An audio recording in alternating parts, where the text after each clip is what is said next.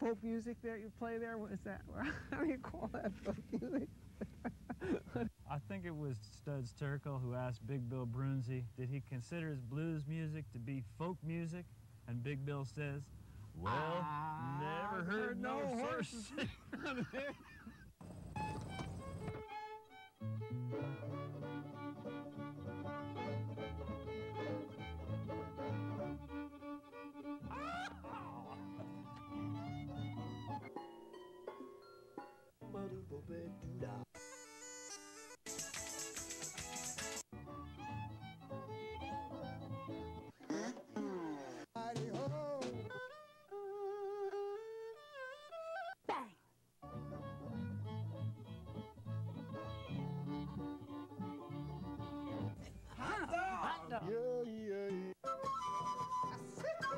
Don't hesitate.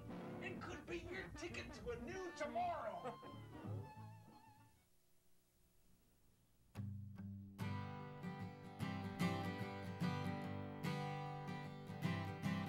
Walter Mitty would be proud of me for duplicating his own legacy.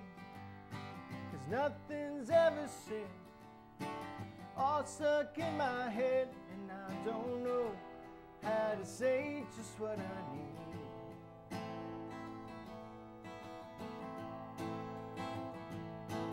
Don't say nothing, 'cause I fear the worst.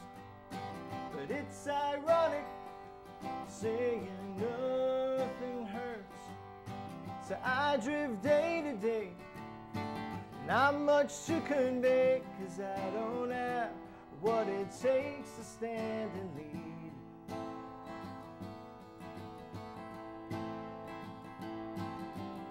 But never fear, 'cause when I dream,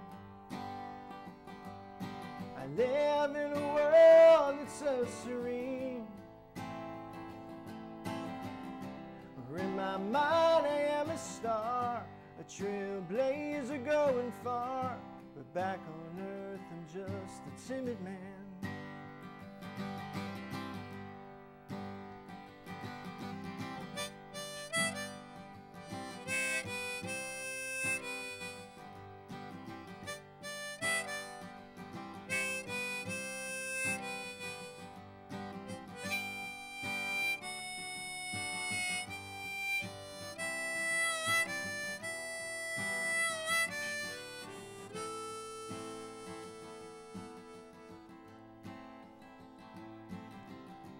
Try to live inside my dreams,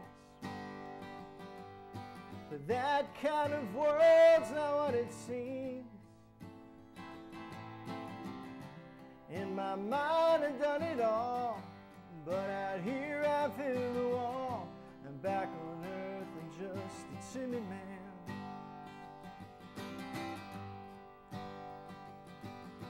You might be thinking, yes, you may inquire, but I don't tell you what my heart desires.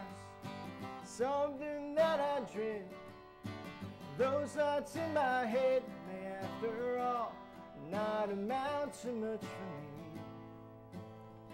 It might be worse if I don't succeed.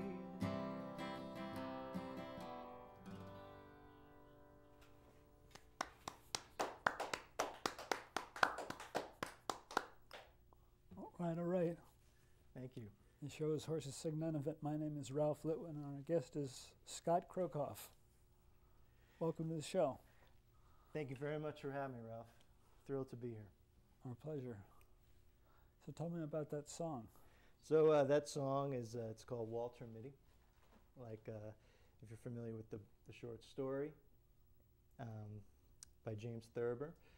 And I wrote this before the movie, before the recent remake of The Secret Life of Walter Mitty by Ben Stiller. But I wrote this a few years ago, and it's about, it's pretty much, a song version of the short story, in the sense that, Walter Mitty was someone who lived in his head as opposed to the real world. And, in some ways I could relate to that. And You know, that's, you know, it's easy to dream it in your head where you want, you know, you inside your mind, you already know what you want your life to be like. But sometimes you get too comfortable with that kind of thinking, and you know how life could be, in the sense that it's just, you have to always read and react, and things don't always go the way you want them to. So, but that's along those lines. That's what the song's about. Cool. What else you got for us? I got a bunch of tunes here. So let me play this next one. This next one is called "Because of You."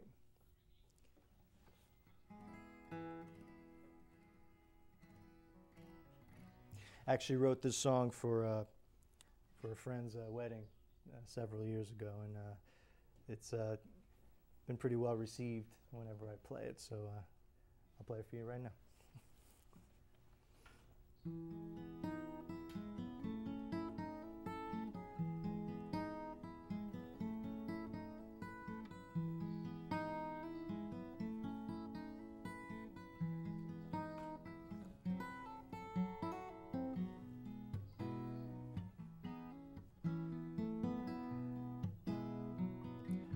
Because of you, I can see the weight of forever.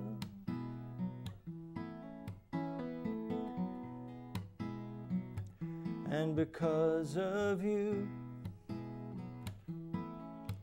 my heart gave way and surrendered.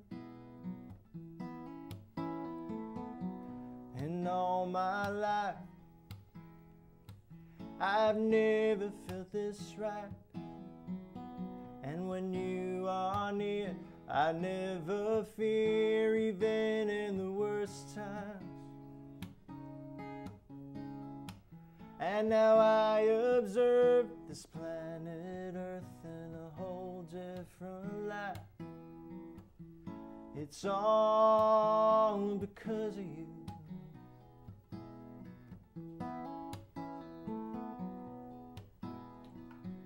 If you ever fall, I won't let your memory remember.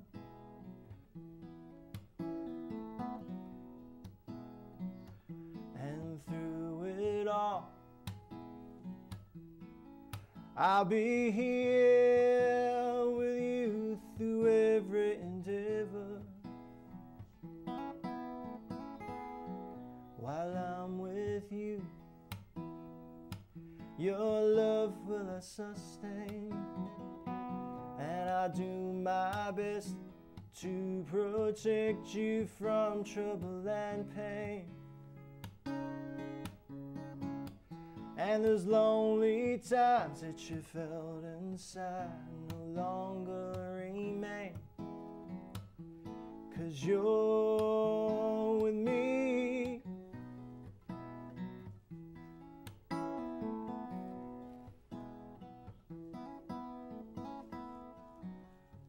I can't wait for what's in store. I can't wait 'cause I'm not one anymore. You're here with me.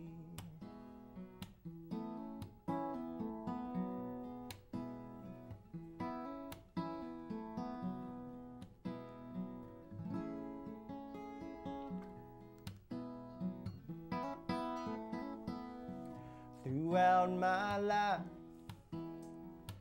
often I've been told that you mustn't settle for silver, that you must find the gold. And it's what you are, my lovely star, whose light I now hold. I'm all because of you. Because of you, because of you.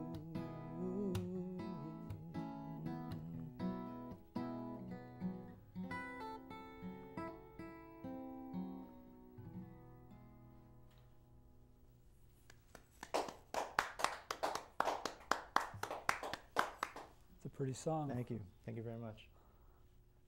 So in real life, you're a lawyer. You believe that? I am. That is my day job. And you know, when people find out about it, I always say that you know, being a lawyer and being a musician, it's like two opposite ends of the spectrum.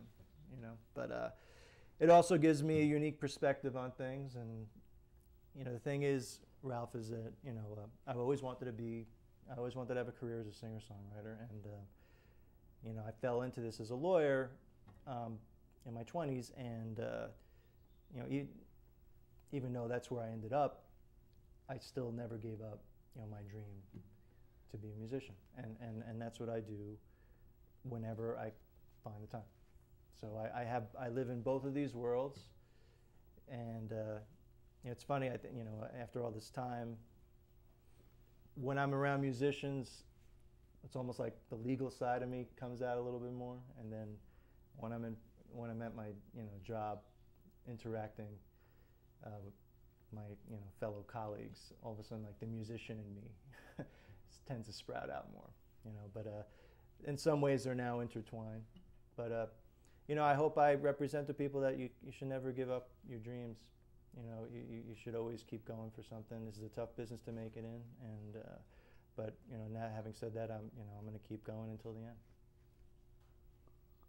And a lot of my songwriting is a lot of my songwriting is based on those aspects of my life, and the conflicts, the inevitable conflicts, and the frustrations. You know, I mean, I feel like I've made a lot of progress as a musician, but at the same time, there are definitely detriments. You know, I can't drop everything I'm doing and go on a 6-month tour. I can't do that. You know, so there, in that, you know, I get envious when I know others can. You know, and I have to pick and choose my spots sometimes. You know, and the thing is, the music business it's an out of sight, out of mind business. So you really have to be as visible as you can. And yet sometimes, due to, you know, my responsibilities, I'm also married with 2 kids, you know, so I have you know, family responsibilities as well. I sometimes, you know, lose ground, but I think you just have to keep on going. And I've learned to become a pretty good juggler, so, and that's pretty much my world as I know it. What kind of law do you practice? I used to be a tax lawyer. Now I do digital media, which is a trendy area because we now live in a very internet kind of world, very digital world. And a lot of my life is contracts, you know, with various digital media vendors. But that's what I do. That's what I do these days. What are you going to sing for us? All right, so back to the more fun stuff, right? I'm going to sing a song called "Something I'd Like to Know," and it's a new song of mine, and it's about introverts, of which I am one. I am one of many. So you know, I definitely have introverted tendencies, and I love these conversations, the one-on-one conversations. But if you put me in front of a crowd, all of a sudden I get a little intimidated by that. And I know plenty of people are very, you know, engaging in crowd settings, have that kind of, they feed off of it, they have that kind of chemistry that, you know, they have, you know, their character comes out, you know what I mean? And you know, someone like me admires that, but at the same time wishes I could do that more. And this song is about that, you know, seeing how people interact with a crowd and how they hold chord and how it's, you know, very engaging. Whereas, you know, introverts or people, you know, tend to speak a little bit less, and, you know, sometimes there's nothing wrong with that, but in a crowd setting, sometimes it doesn't work in your favor. So anyway, that's what this song is about.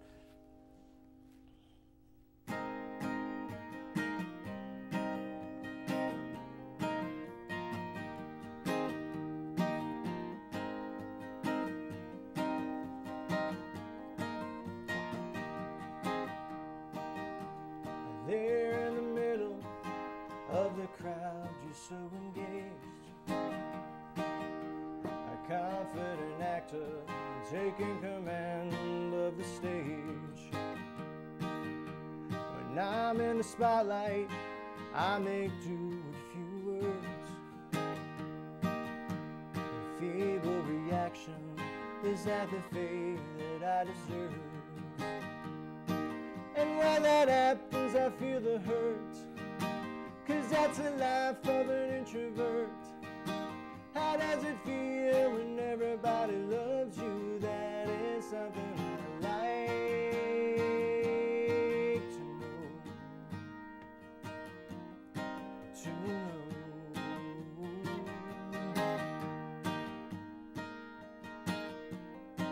To know. You look so regal, like a king you're holding court. And I am the jester who's afraid of falling short. The ease of your banter makes it seem like just a breeze. But when it's my turn, I've a tendency to freeze. And when that happens, I feel the hurt, 'cause that's the life of an introvert. How does it feel to say the things you want to? That is something I like to know. To know.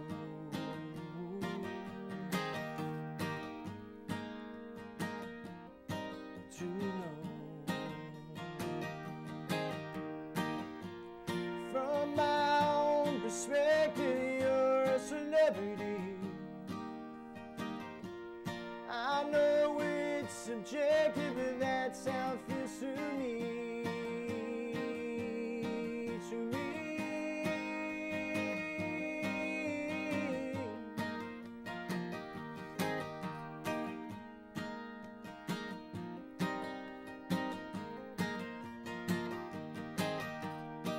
And when that happens, I feel the hurt, because that's the life of an introvert. How does it feel when everybody loves you? That is something I like. And when that happens, I feel the hurt, 'cause that's the life of an introvert. How does it feel to say the things you want to? That is something I like to know. To know.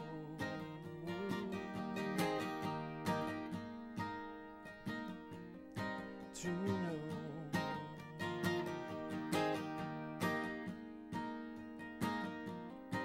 To know.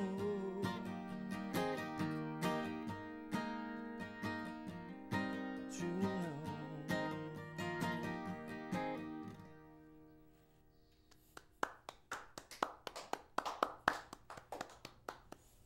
All right. We should tell folks that they can go to scottkrokoff.com for more information about your recordings and your appearances. Yep, That's Krokoff. you got it. On the money.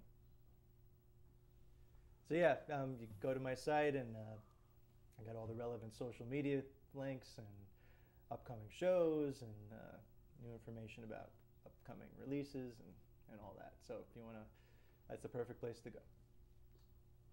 Where do you live, Scott? I live and I'm from Queens, New York. And I've been there most of my life. I lived in Brooklyn for a few years. I went to college upstate.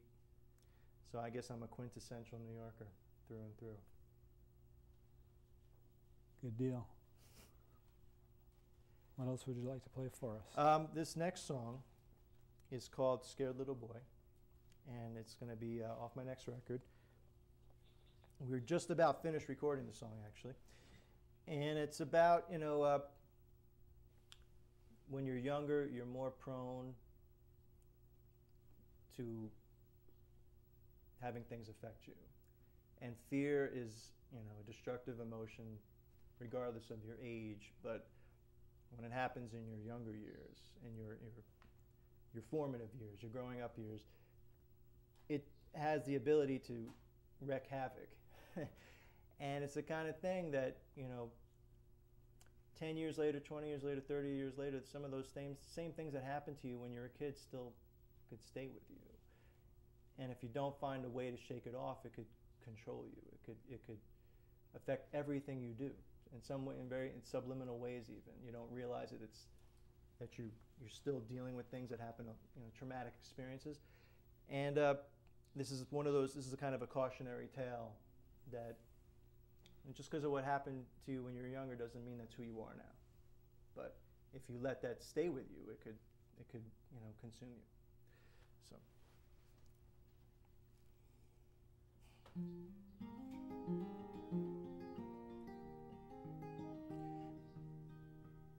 Actually, wrong key.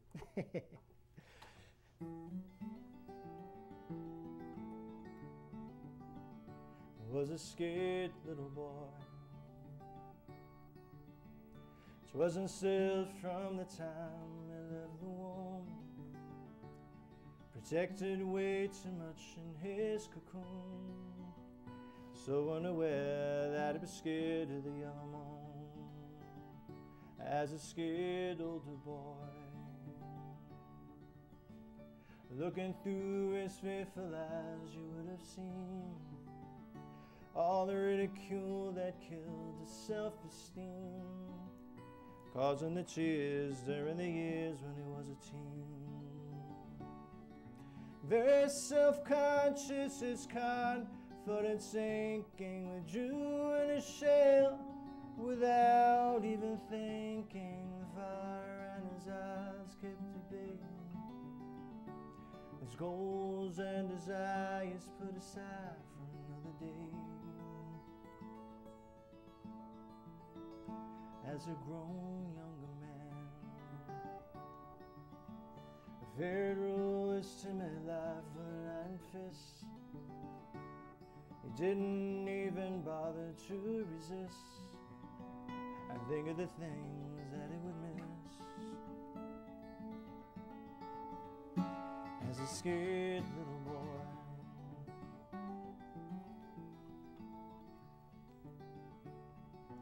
he was reluctant to take many chances, and soon was defined by his own circumstances. The fire in his eyes kept at bay. His goals and desires put aside for another day. As a frustrated man,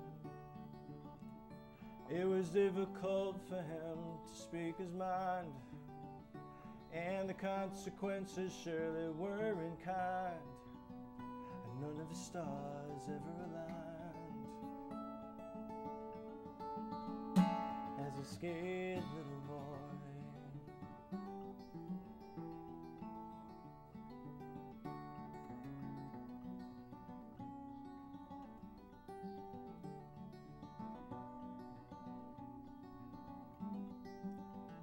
and the fire in his eyes swept away.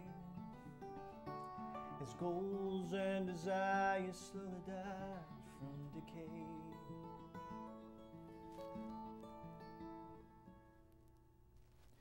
Now he's an elderly man, wishing he can start his life anew again. But his time's getting closer to the end. Soon he will die wondering why. He was a scared little boy.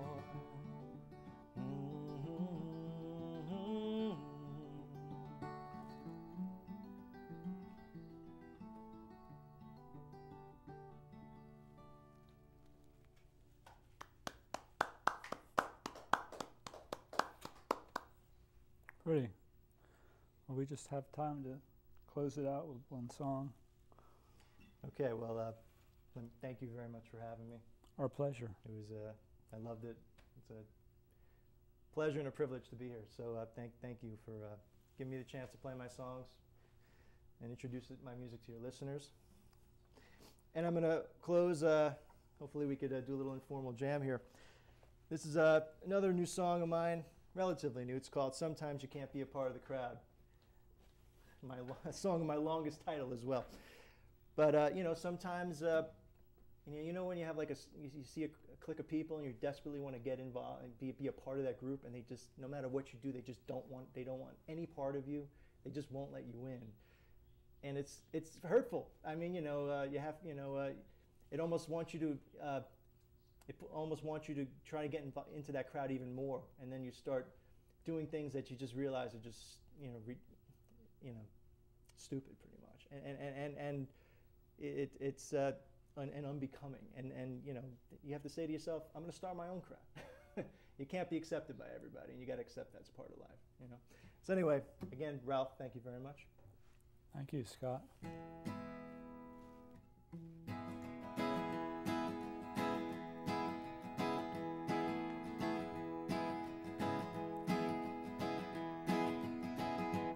Sometimes you can be a part of the crowd. No matter what you do, you're not allowed. No matter what you say, they don't want you anyway, just like the sun doesn't want the cloud. Sometimes you can be a part of the crew, even though deep inside it's killing you. You're craving their respect, but all they offer is neglect if they can only see a point of view. I know that you desperately want in, but I'm afraid you may not ever win. You may think they're cool, but they treat you like a fool, just like every clique you saw in school.